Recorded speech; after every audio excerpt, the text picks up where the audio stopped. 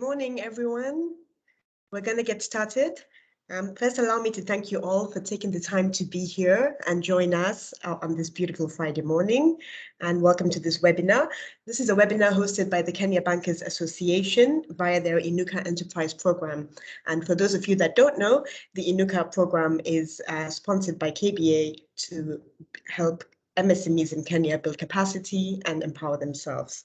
My name is Azmaira Thobani, and I'm going to be your moderator for this session. Before we begin, I'd just like to let all of you know that this session is being recorded and the recording will be available to all participants. Also, on other housekeeping areas, please keep your microphones muted. And I strongly encourage you, should you have any questions, any comments, any feedback, utilize the chat box and we will attend to them after the presentation. So our topic for today is branding management strategies to enhance business performance, where we're going to hear from a very talented speaker, Ms. Eva Muraya, who specializes in branding and communications. Eva has been someone that I have heard of a lot, someone that I have looked up to, someone that I have really seen as a role model in the industry of all things marketing and communications. Today, she's going to talk to us about branding, demystify branding for us, tell us why it's important to create a brand, how to build a strong brand, how to position your brand as an SME. A little bit more about Eva. Eva is the founder and the CEO of BSD Group. BSD Group is an award-winning communications and brand strategy company, and it has 4 companies underneath it. It has brand strategy and design, Avid Public Relations, Whiteboard Advertising, and Brand Code Africa. Eva has been in the branding and the communications industry for over 20 years, and she has been recognized both nationally as well as internationally for her business innovation and leadership skills. She also serves as a director of KEPSA, and she is the former chairperson of the Kenya Association of Women Business Owners, as well as a co-founder. Now, one of the most interesting things about Eva is that she's a serial entrepreneur, and she's been through the journey that an SME in Kenya has to go through. So Eva has walked the talk, and she's gone through all the triumphs, the tribulations, the challenges. She knows what it takes to build a brand. She knows what it takes to be an SME in this country. She's also worked with very many SMEs over the years and helped them launch their brand into the country.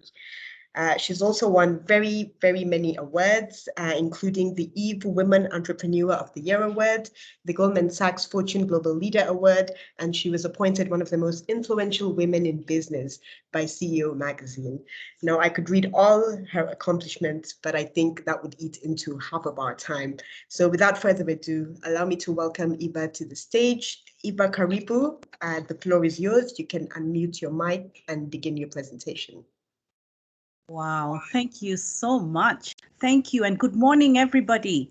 Thank you so much for clearing your schedules and responding to the KBA invitation to join us on this call for an hour. Azmaira, thank you so much for your very, very kind compliments. Indeed, I have been an SME and in that whole entrepreneurship space for 20 years. This is the 20th year, actually. August is very special month for me this year because it was in 2001, in August, that I stepped away from corporate Kenya, having been in corporate Kenya for about 10 years, and then started my business, and the rest is history. So I really want to appreciate KBA for finding me worthy to come and engage with SMEs and members of KBA on this platform. 20 years is a long time, but again, not so long. I feel like I just blinked and here I am talking about 20 years. And in those many years, I have experienced the triumphs and the valley experiences, supported by strong partners out of the KBA community.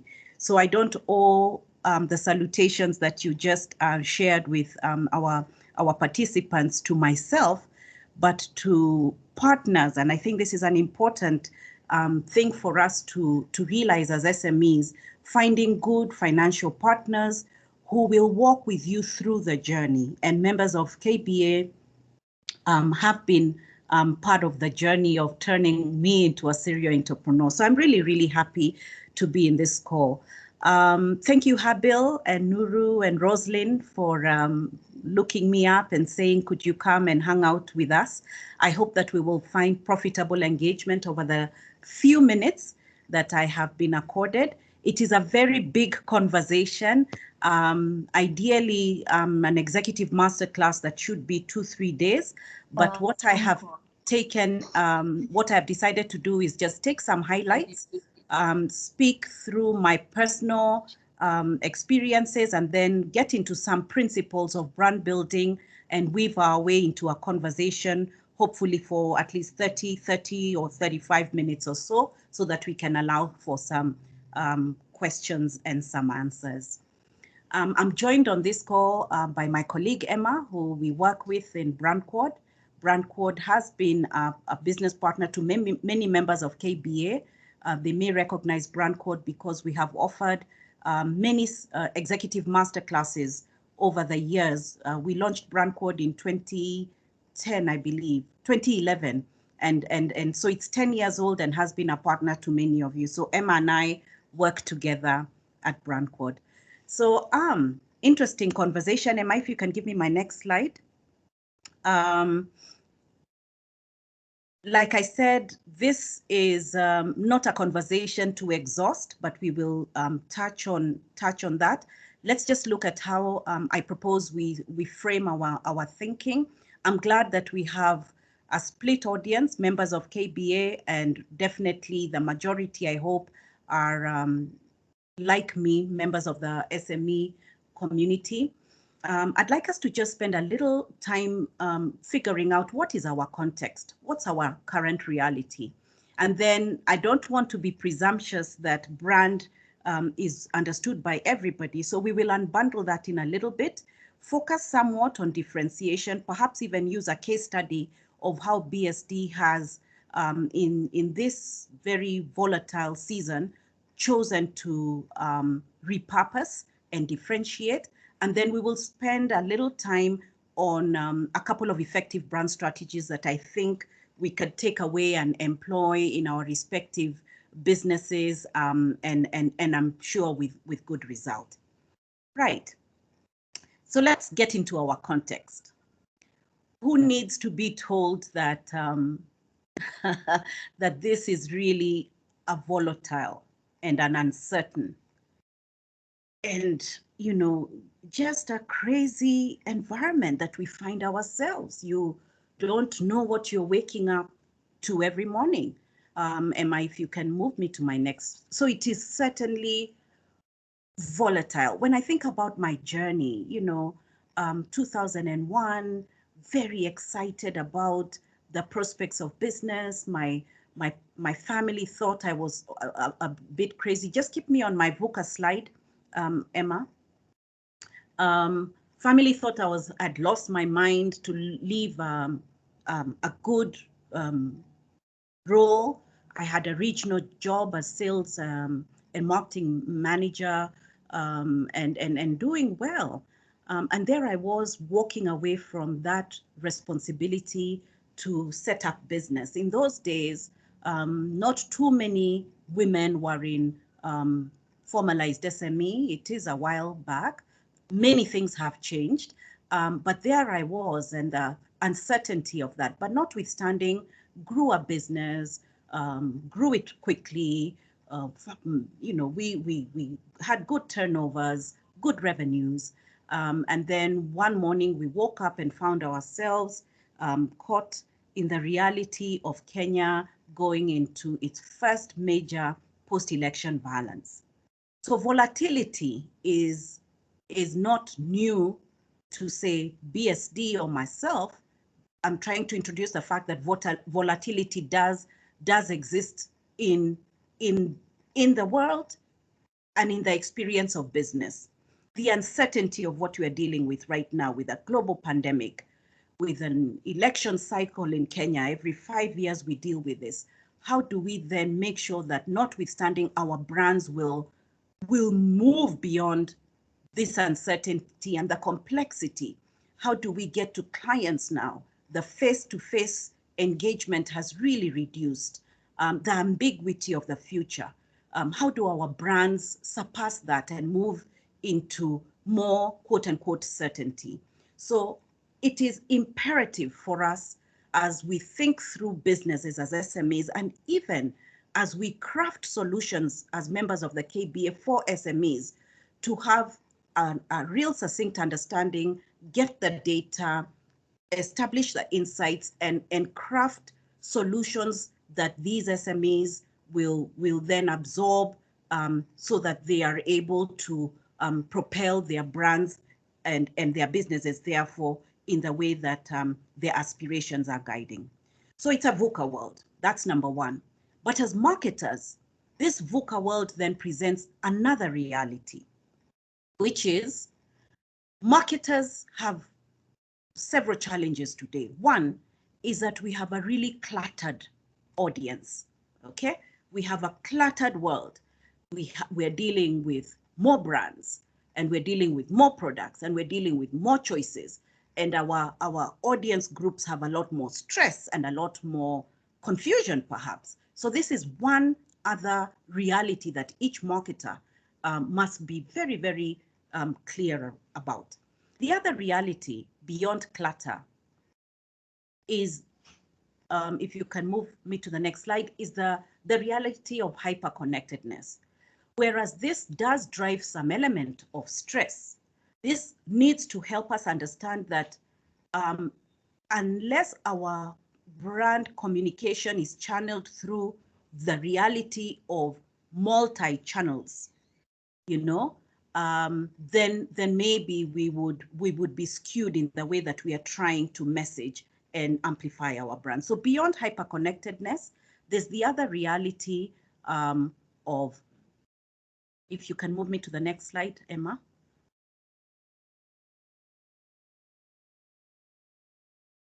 Of fragmented markets, okay? I grew up in a marketing world that truly was mass driven, but today you must begin to understand the nuances of a fragmented market, that you know, you have to segment. You have to know if it is youth that I am targeting, if it is women that I am targeting. Is it an urban woman? And if urban, in what setting is her urban demographic? Because you will agree with me, a woman in Nairobi County, for example, there is a woman in Lavington, there is a woman in Kibera. Is my service targeted at both those two women? And how do they then consume messages? And then there's a changing media landscape. So I think I'm speaking to an audience that has gained better appreciation of this reality, quite unlike what it has historically been.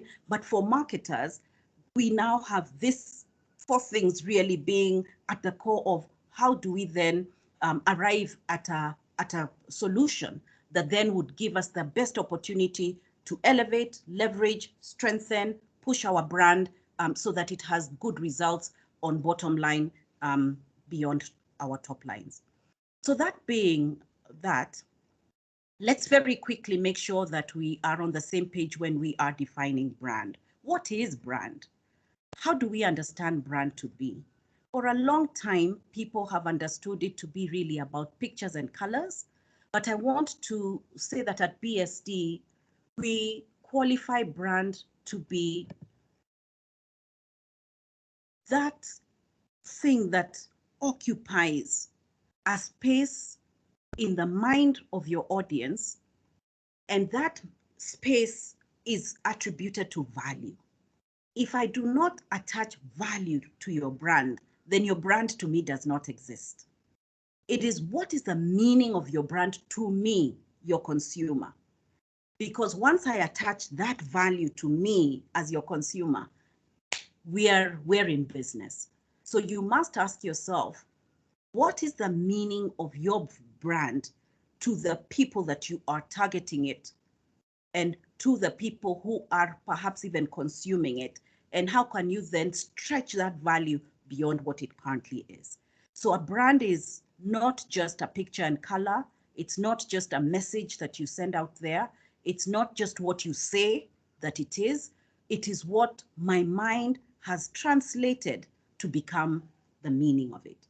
And so very quickly, 4 quick principles that would leverage differentiating it in my mind so that I attach value. So there are 4, and if we can move these slides a bit quicker. Differentiation is driven by you being favorable. Favorability then births trust. Trust will birth familiarity. Familiarity will then create that value that I am talking about. Let's unbundle them, Emma, so that we make sure that we have clarity sufficient to move us into the strategies that we want to discuss. Okay, let's move on, Emma. So you've got your brand. It is in, just stay with differentiation. You've got your brand. You want to differentiate it.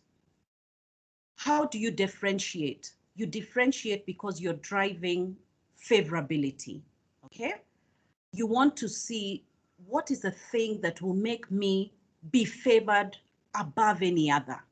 Because in this category, there's so many of us, but I need to stand ahead, above shoulder. Find the uniqueness. In some instances, we'll call it the unique value proposition, so that I am the favored of the category. The other thing, and this is important, especially when we operate as SMEs with competing priorities, perhaps even constrained resources, brands must be consistent in order for them to begin to move closer into me, roping them at a cerebral level, and for them becoming arrested in my mind as preferred. Why? Because when you're consistent, then you build trust. You can't be one thing in January and be another in April. You must be one in January, perhaps an improved version in April, because your consistency then demonstrates. And you can't be favored and driving trust and then you are shy of telling your story. Awareness is about communication. Build a good communication plan. Tell your story. Today, channels are as diverse as they go. Today, you don't need to spend lots of money to promote your communication. I'll be able to share with you a recent case study that proves this point that BSD drove. Because when you are communicating and articulating and projecting and promoting your best differentiator, then people become a lot more aware. Your audiences become a lot more aware about you. And there are different ways in which communication can happen. And we will be speaking about reputation in a bit in terms of using it as a building block to embolden business performance. When you are doing these various things, the consistency driving trust, the awareness driving familiarity, your reputation then grows. And I am hoping that we're speaking positive reputation, and therein value is created. I'll be able to show you the direct import of reputation being a principle of a brand strategy that will then elevate the value of your business performance. So those 4 are important building blocks into how then to project your brand. And then it's important for us as SMEs to understand, and like you've said, Azmaira, over the years, you come across a client, perhaps an SME client, they'll say, we don't have the money to build the brand. Well, then you don't have a business, because it's not about the money. First, let's demystify that branding is not about a logo. Logo is important. The look is important. We'll be speaking about it in terms of it being an additional building block. But it's really about that meaning that you craft in my mind as your audience, in my mind as your consumer. Great brands make great promises, is correct, but they make them and keep them. So the talent within your organization, the culture that you create in your organization, the business behavior of your organization is really what begins to speak into your brand building capability. And more than that, it begins to be the experience that you will deliver through the service or the product that you craft. The service, because I will be able to engage if you are delivering a service experience to me. The experience is, do we have distribution on, have we been distributing right? Are we dealing with stockouts? Are we dealing with poor packaging? I can't quite remember. This looks fainter than the last one that I bought. Are you sure this is the same branded product that I found in the shelves, etc.? Many times we think it's an expense. I want to correct that myth. It is an investment. Why? Because there is an intangible value to reputation, to equity, which we will be speaking into in a little bit. Many people think that brands are a tactical tool. You can just do it for a season. I want to say no. That is not correct. It needs to be the thing that you, as the owner of the brand, dead business, if it is a corporate brand, or the product, the thing that you are eating, dreaming, sleeping, thinking every single day. If I can use an example of perhaps the best known brand amongst KBA, I want to say that the KPI of that CEO is to think about that brand, to promote that brand on a daily basis, to extend that brand on a daily basis, to defend that brand on a daily basis, to insulate that brand on a daily basis. And that is a strategic agenda. For a long time, people thought that brands sit with a marketing person. Eva, go see my marketing lady, or often a lady. Go see my marketing lady, she'll tell you what it's about. No, no, no. Today's reality is that the brand responsibility begins and ends with the CEO. That yes, you must co-create value of your brand, not just amongst yourselves in your boardrooms, but you must speak with your ecosystem of stakeholders. What is it they know that we don't? What is it they feel about us? And accept this feedback and be mature enough to respond positively and responsibly about it. And that, yes, you can measure. And there are many instruments. I don't have enough time to get into that on how it is we can measure. Okay. Next slide, please.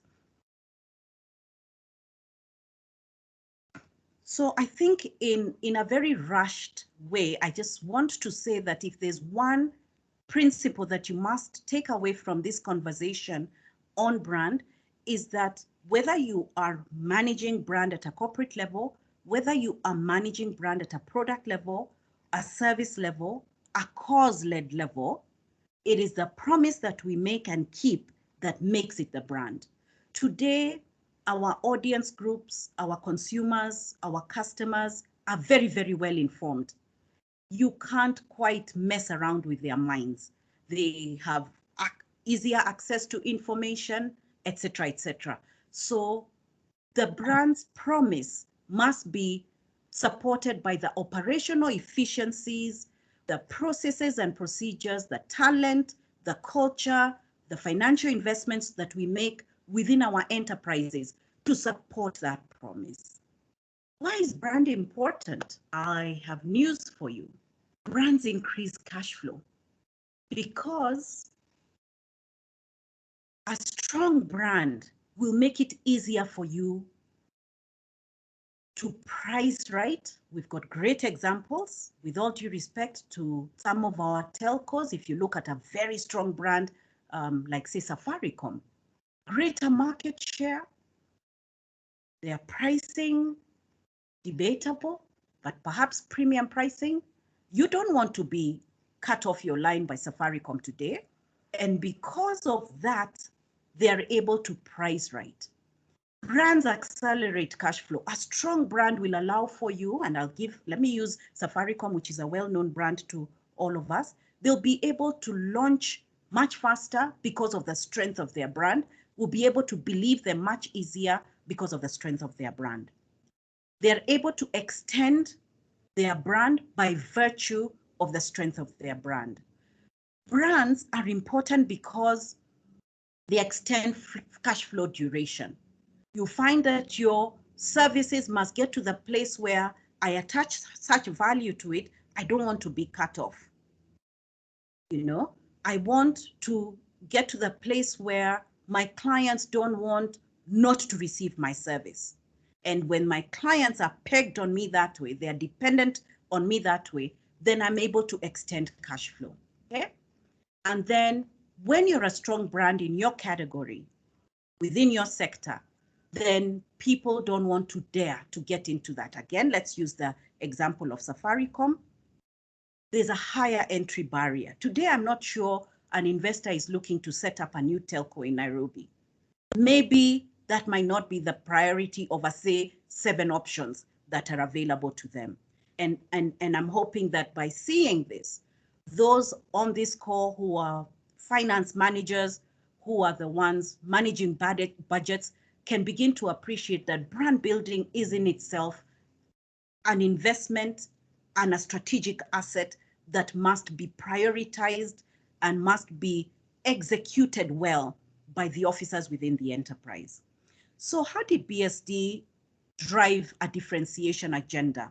Let me just very, very quickly, in the interest of time, get through this quick case study, and then we'll speak into 3 principles, and then we'll call it a wrap. So in the last 20 years, and this began in 2001, there I was excited about being an entrepreneur.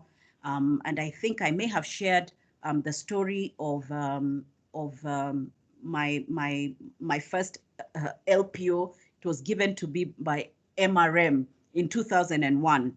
I went in there, I think I was maybe 5 months old in business, and I won a 3 million shilling value LPO.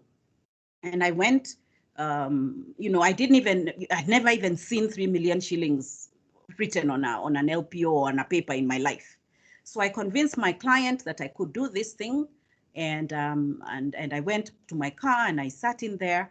And truth be told, I had no clue how I was going to deliver. And I had 28 days to deliver.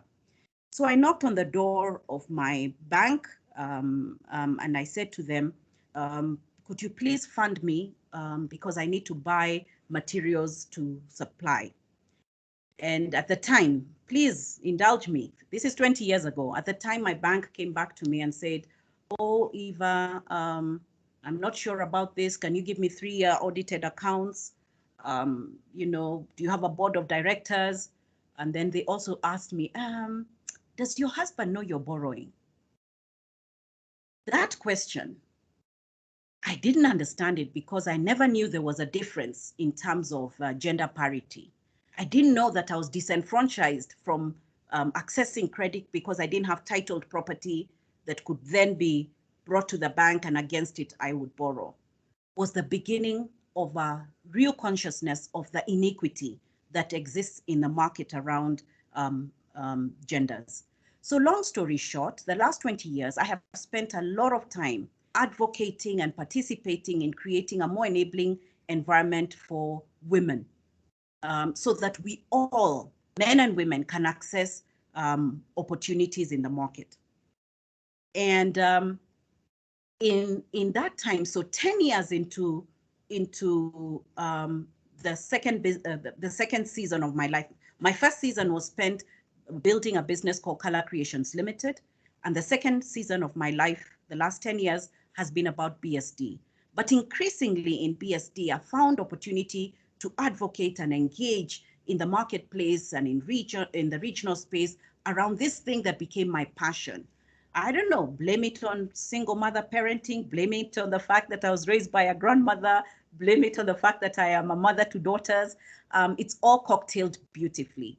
And I asked myself as we were turning 10 BSD, the volatility, 2 elections happened in 2017, interest capping, you know, a tanking economy, you know, the reality of VUCA, and then COVID. What do we do to rescue and move forward? And ask myself, Eva, what is it you really want to see BSD do into the next 10 years? We just celebrated our 10th year anniversary. And I said, we really have done amazing work for brands in this market. So I'd like to continue with the brand comms. But then I have also had a passion around women and built brands that are for women markets. So how can you cocktail the best of two worlds? And I said, nothing stops us from repositioning ourselves to be the absolute best communications agency that understands women markets better than any. So we reconfigured. This is at the beginning of 2020, unaware of the reality of COVID. And we said that we're going to focus on women. We're going to navigate brands through the future of work, and then we'll continue talent developing using our master classes that we do at Brand Code. And the rest is history. So in March this year, Emma, if you can move me to the next slide.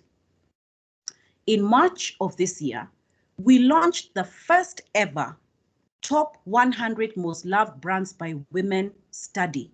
Nothing like this had ever happened in Africa. We spent time even looking around the world to see if anything like this had ever happened, but nothing had. Because it's one thing to say you're the one agency that best understands women markets, but it's quite another to demonstrate it. Remember, we talked about keeping your promise, so that when the client comes, how well do you understand this women markets beyond? We understand women markets succinctly. Why? We've gone out and studied the women. We understand their needs, their wants, their anxieties, their aspirations. And so we launched this study in partnership with Ipsos. So collaboration, co-creation of value, I've talked about it. We found a very good partner in Ipsos. They have got regional, global footprint, the credibility of their brand. We'd worked together over the years as our media monitoring partner. And when we pitched this idea to them, they were excited about it because, one, this has been a consumer segment that has remained ignored in many instances, misunderstood, undervalued, or just a mystery. And then we found, and I'll share some insights, that if brands began to better target this market, there is better earnings, irrespective of whether it's services, whether it's products, whether it's causes, etc. So this then pitched us in March as a precursor to the International Women's Day.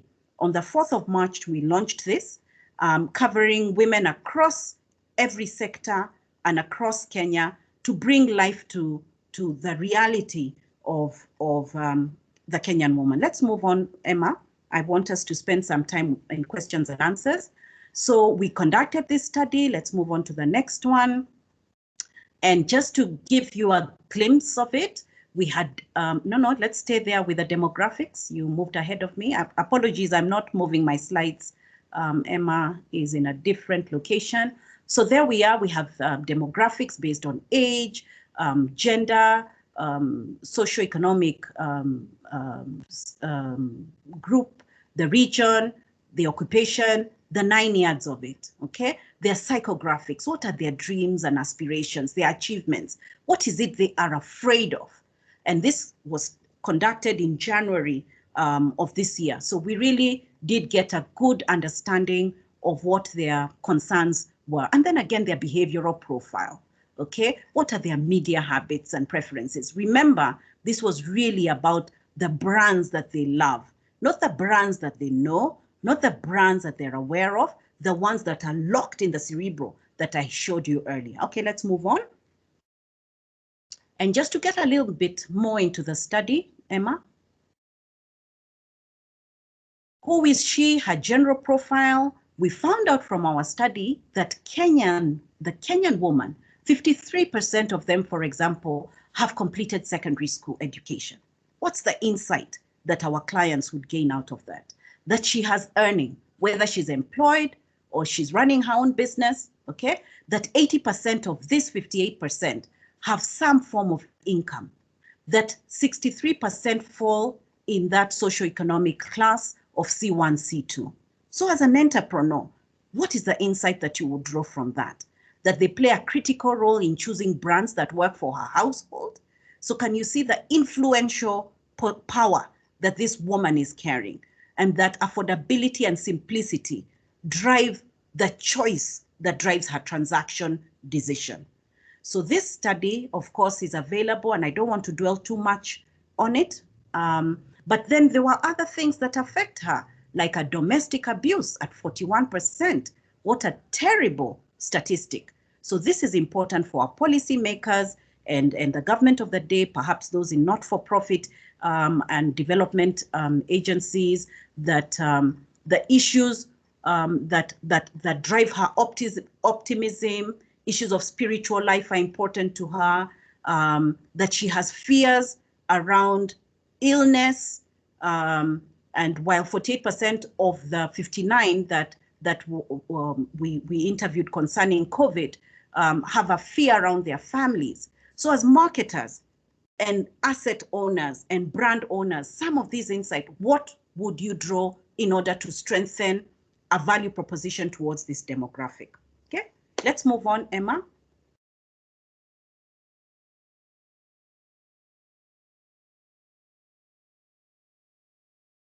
So I'll just very quickly show you how we differentiated. We had a very successful online promotion, integrated. We had PR supporting it.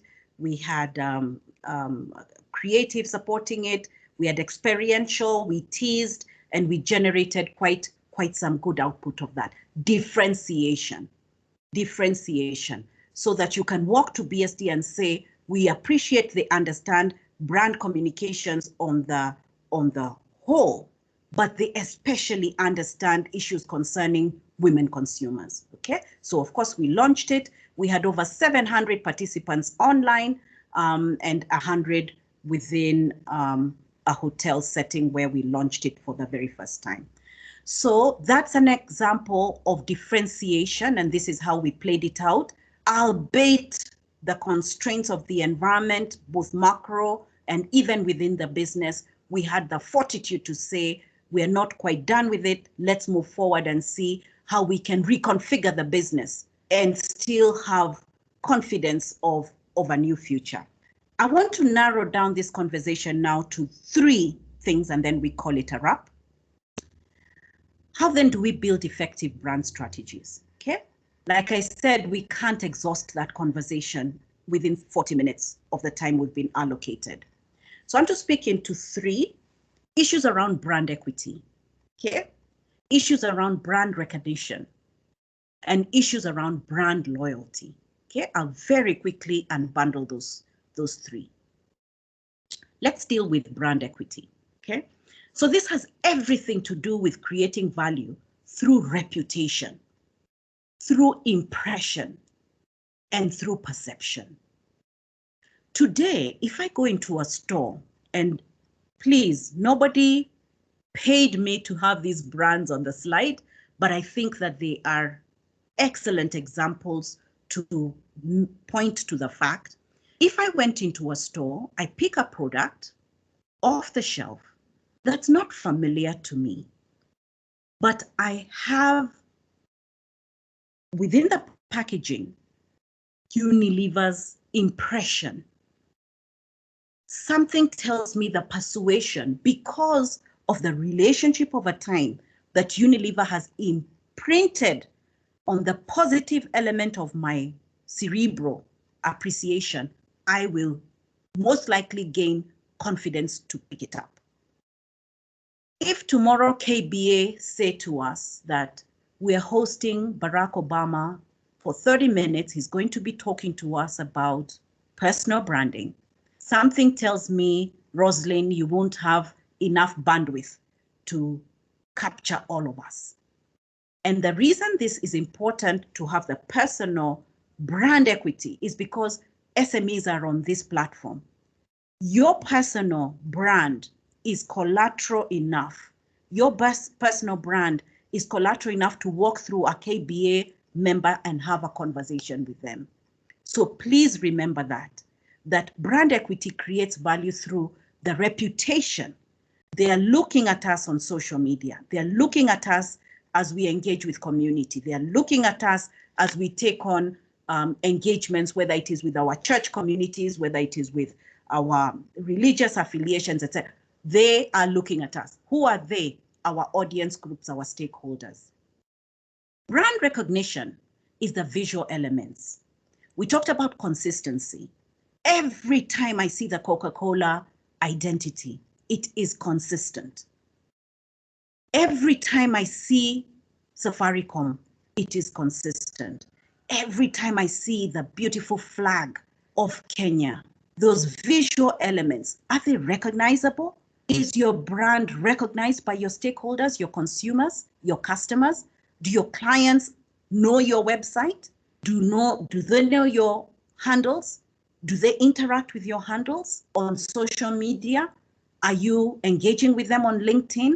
Do they respond? Do you know, your visual elements, your brand messaging? What are the messages that come out of your brand? Do they resonate with prospective customers? Of course, I had to do this. Brand loyalty is when a customer is devoted, that you have an option, but hello, I'm not going to go with that option until I find my brand X. That the option does not provide me the experience, the confidence of my brand X. Is that where your brand is? Drive us to get to loyalty. Drive us to the place where it is not negotiable, it is not replaceable in my mind, because that brand is that brand. And there is tools and ways and matrix to arrive at that. Just take me back there, Emma, for 1 minute, please. Let's go right back there. I'm getting to the end. Okay. So I probably don't want to apologize to the Liverpool people on the call or all you Arsenal people, but I make no apologies. I've got my treble win right here, 1999. I've kept it through the years. I've got the platform now, so thank you very much for that opportunity. So devotion, that you are not replaceable in the mind of your customer. And in the VUCA reality, and this is my very last slide, let's move on. I just want to leave you with this parting shot, that things have been horrifically tough for many SMEs, not all. We are dealing with things that drive even our mental wellness as entrepreneurs to the brinks. Not only are we dealing with this business disruption, we're dealing with apathy, we're dealing with loss, we're dealing with sorrow, we're dealing with difficulties like no time before.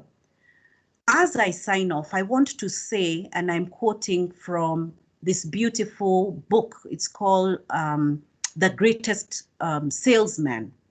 And I have this in my office, and I just want to give it to you as a parting shot. I will persist until I succeed. I was not delivered into this world into defeat, nor does failure course in my veins. I am not a sheep waiting to be prodded by my shepherd. I am a lion, and I refuse to talk, to walk, to sleep with a sheep. The slaughterhouse of failure is not my destiny. I will persist until I succeed. And to thank all of you for your very kind attention. I want to wish you well. Use the next few months to reconfigure, to employ some of these principles, so that in spite of the fact that we are heading into an electioneering season, your business and your brand will withstand the test of time.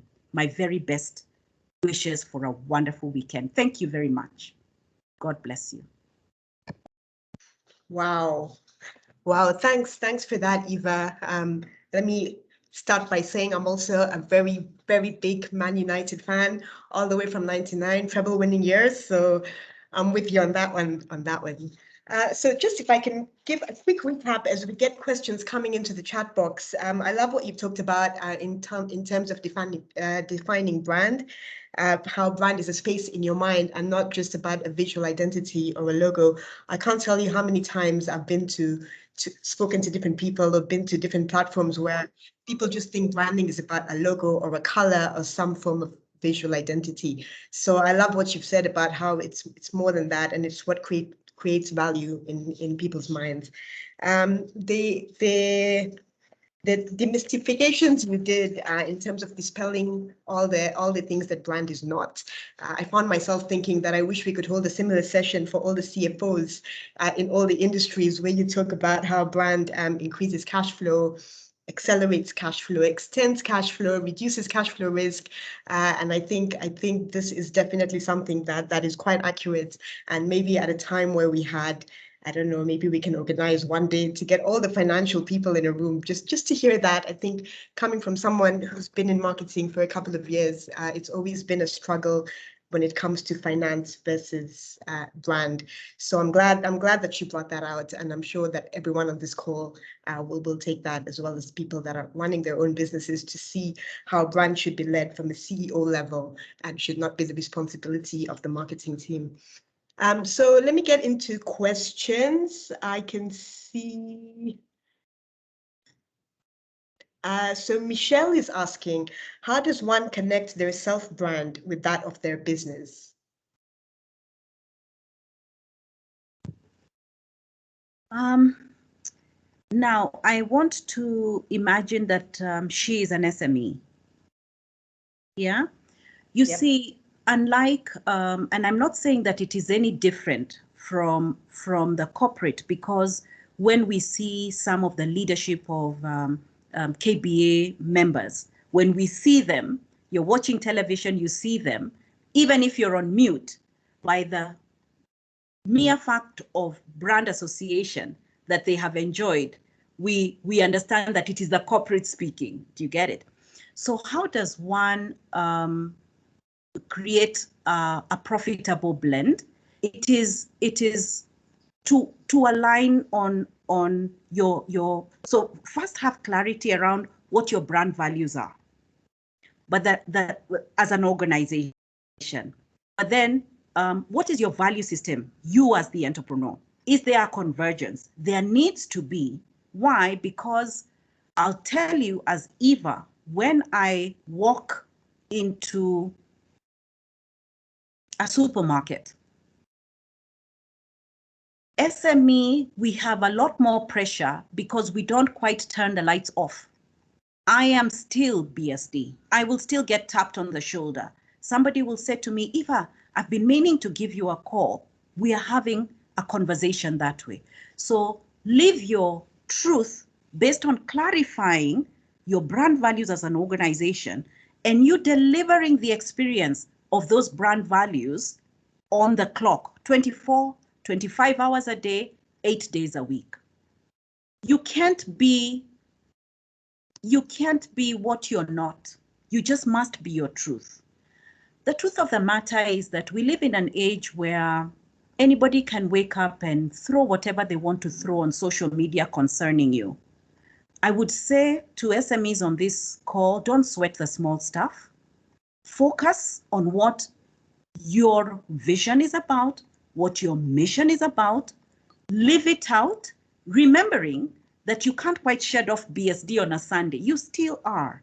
So BSD needs to define how we deliver the experience, irrespective of season or time or place. So your values, create a convergence and leave them out truthfully. Okay. Thanks. Kevin is saying, wow, had it since 99. I guess that's the treble winning scarf that you showed us. Nuru is saying, well done, Eva, good presentation. You give us all a lot to think about. Is your brand replaceable in the eye of the customer? Absolutely, yes. Absolutely, yes. If you do not, you see, what we need to remember is brand is truth. And if you're not being true to me, it's a trust relationship.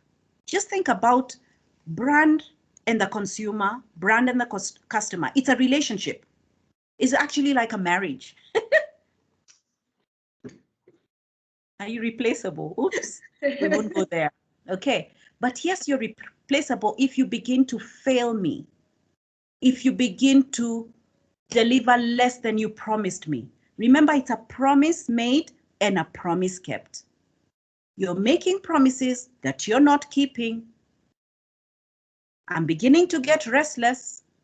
The equity in my mind concerning you is beginning to reduce. It's beginning to erode.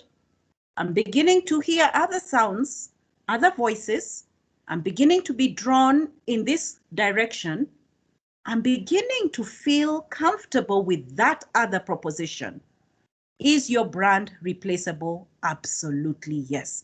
And this is why it's an investment, because we must insulate, protect your territory. Do not recede or erode turf.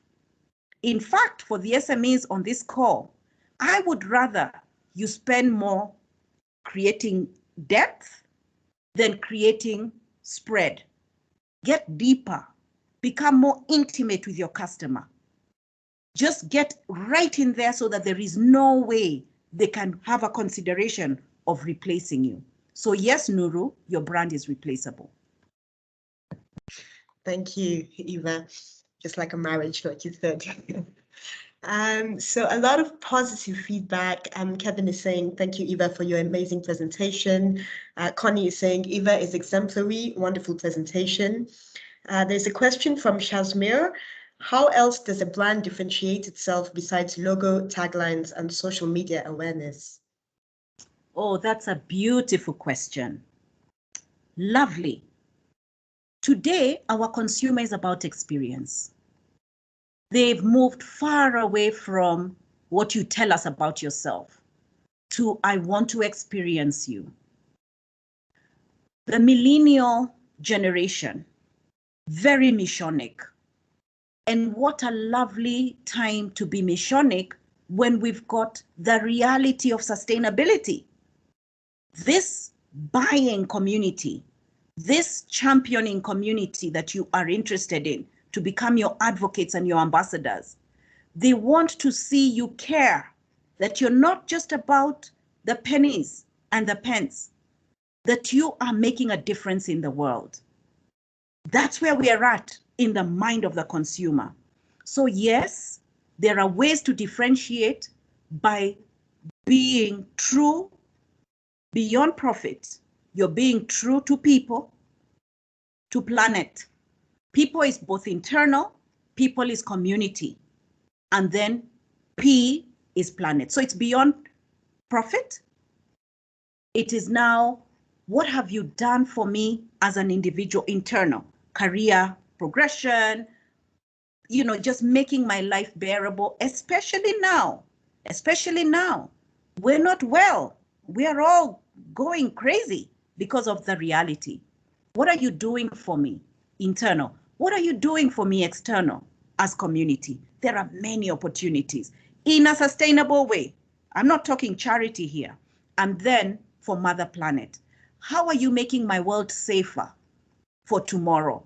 So that as I work for you so hard, my daughters, my sons can grow up in a safer world. So that is a great opportunity today for us, beyond the elements of look and feel, to experience, and sustainability agenda now is sitting right there for any of us to embrace and begin to be sustainably engaged corporate brands, SME brands. Lovely question. Thank you for that. And lovely answer too, Eva. I do see a lot of corporates, a lot of people today looking for more value, where they can add more sustainable value to the consumer beyond just what you've said. And maybe just quickly there, because if we don't, where will our customers come from? If we don't, where will our employees come from? So we just must do better than we have done before. So it's not a thing to pretend about. It is a thing to be true about and for. Absolutely, absolutely. There is a comment from Jotham. Well done, Eva. Have a great weekend too. That was great. Team Manchester locked in. All the best from the Jole Enterprises Limited. I see a lot of United fans on this call. Olga, thank you, Eva, for the provoking presentation. Thank Judith you. says, thank you for that insightful session. Auntie-san. Michelle is asking, is your pricing as a small business an indicator of branding? This is in relation to the notion that the more expensive an item is, the more luxurious it is. Oh, wow. I want us to learn to stay far away from the pricing conversation. Yeah, there is a reality about price, especially in present times. But please be driven by the fact that first, consumers are irrational. Please remember that, and that's a whole other masterclass. The irrationality, we're just irrational. I'm not taking that option because I'm waiting for my brand, okay? Value, give me value. Look at the study we gave you.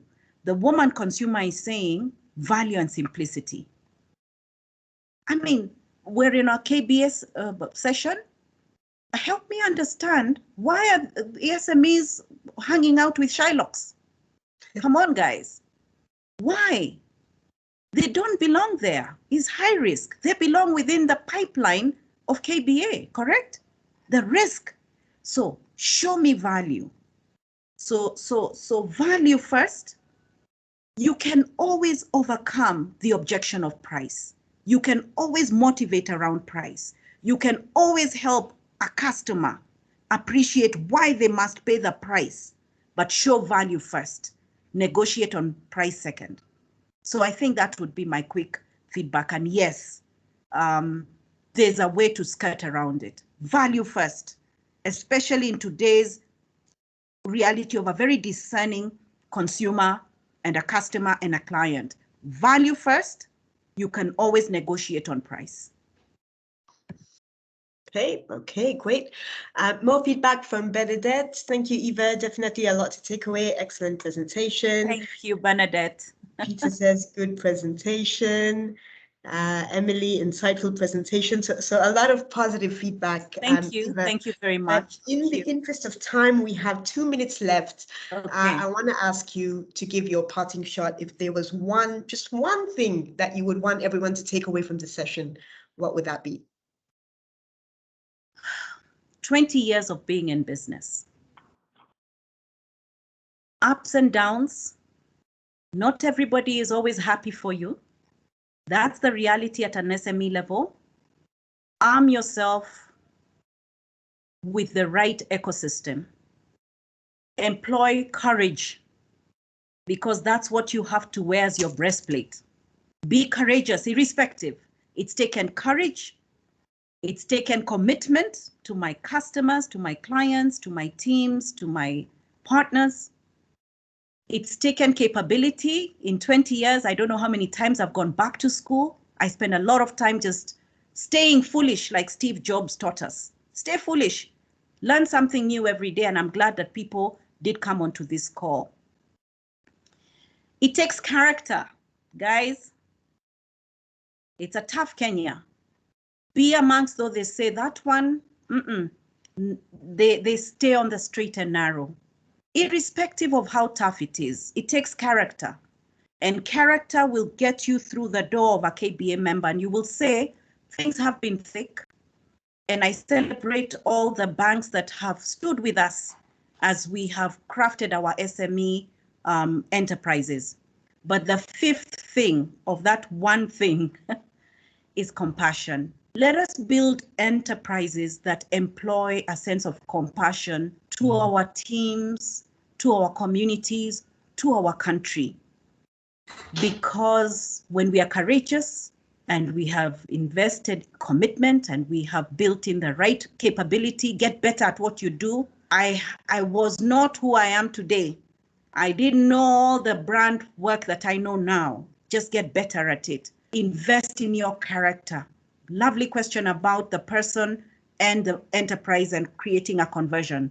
And whatever else we do, let's step out with a lens of compassion, because there's only one Kenya. So I really want to celebrate everybody on this call. Thank you for your very kind compliments. Our website, www.bsd.co.ke. We've got www.top100 brands.africa for you to follow up for those who may be interested in the study. But I really want to say thank you very much, KBA, for this excellent platform that you have accorded me. And yes, a happy sunshiny weekend to everybody. God bless you all. Thank you for your kind attention. Thank you. Thank you so much, Eva, for sharing all your nuggets of wisdom with us. This brings us to the end of this webinar. Rosalind will be sending out a recording to everyone here. In case anyone has missed anything, I think Eva will also share her slides. And thank you. Thank you all for being here, and have a wonderful weekend ahead.